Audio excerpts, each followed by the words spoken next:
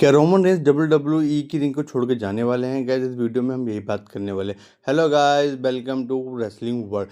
Guys हमने last time पे WWE में रोमन रेंस को देखा था रेसलमेनिया 41 में, जहां उनका मैच था CM पंक और सेथ रॉलिंस के अगेंस्ट में, जहां पे वो डिफीट हुए थे। उसके बाद हमको रोमन रेंस अभी तक दिखाई नहीं दिए हैं और चांसेस ये है कि रोमन रेंस जो नेक्स्ट मंथ होने वाले हैं पेपर व्यूज में अपीयर होंगे और अपना समर स्लैम के लिए जो उनका मैच WWE ने डिसाइड किया है वो उसमें हमको दिखेंगे और वहाँ वो अपनी बुकिंग के लिए आएंगे। गाइस इस टाइम जो WWE की न्यूज़ है उसमें सबसे बड़ी न्यूज़ ये भी आ रही है कि WWE में रोमन रेंस ने पॉडकास्ट में कहा था कि जो रेसलिंग कैरियर है वो 2 से 3 साल का है, यानी नेक्स्ट ईयर जब उनका रेसलमेनिया के बाद के जो कॉन्ट्रैक्ट एक्सपायर होगा उसके बाद 2 से या 3 साल ही WWE की रिंग में वो लड़ पाएंगे। उसके बाद वो रेसलिंग को क्विट करके अपना नेक्स्ट जो फ्यूचर कैरियर है उसमें जाएंगे। तो बहुत बड़ी चांसेस ये है कि हमको जो रोमन रेंस WWE में कुछ टाइम और दिखाई देंगे। और इसी के रिगार्डिंग एक जो सबसे बड़ी न्यूज़ ये क्यों निकल के आई है, इसमें ये भी है कि हॉलीवुड की न्यू मूवी है, बहुत बड़ी बिग बजट मूवी हॉलीवुड की, जिसका नाम है स्ट्रीट फाइटर।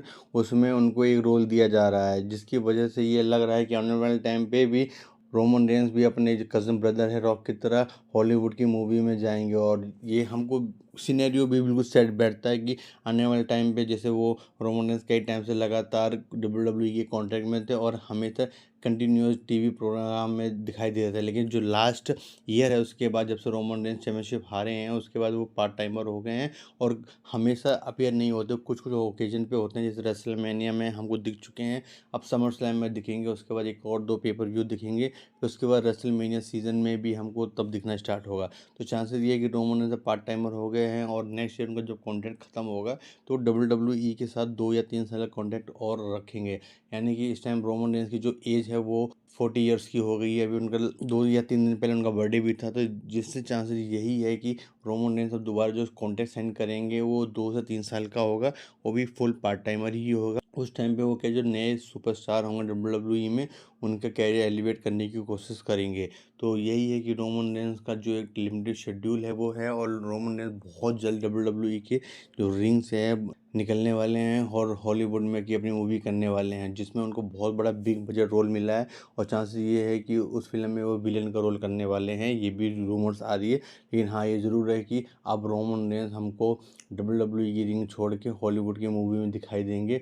और उनका पहला मेजर ब्रेक है वो स्ट्रीट फाइटर मूवी में मिलने वाला है, जिसका हमने अपने चाइल्डहुड में एक गेम भी खेला हुआ है। तो चांसेस यही है कि रोमन रेंस का जो मेजर स्टोरी लाइन से थोड़े हट गए हैं। अब WWE अपने नेक्स्ट जो फ्यूचर सुपरस्टार है उनको बिल्डअप करने की कोशिश कर रही है, क्योंकि वो WWE भी जानती है कि रोमन रेंस अब ज़्यादा लंबे समय तक WWE की रिंग में हमको नहीं दिखाई देंगे।